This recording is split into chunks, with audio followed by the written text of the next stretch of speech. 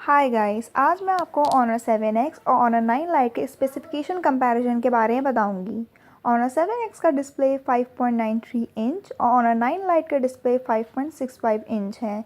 इनकी battery capacity 3340 है। Honor 7X का रियर डुअल लेंस 16 मेगापिक्सल और फ्रंट कैमरा 8 मेगापिक्सल है। Honor 9 Lite का रियर कैमरा 13 मेगापिक्सल और front camera 13 megapixel plus 2 megapixel है। इनकी इंटरनल मेमोरी 3 GB रैम और 32 GB रोम है। इन दोनों के प्रोसेसर कैरन 659 ऑक्टा कोर हैं।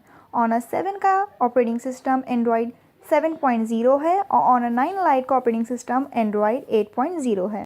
Honor 7X की एक्सपेक्टेड प्राइस 25,999 है, जबकि Honor 9 Lite की एक्सपेक्टेड प्राइस 24,999 है। मज़ीद मालूमात के लिए हटीम टैग को फेसबुक, इंस्टाग्राम और ट्विटर पर फॉलो कीजिए और हमें यूट्यूब पे सब्सक्राइब करना ना भूलिए।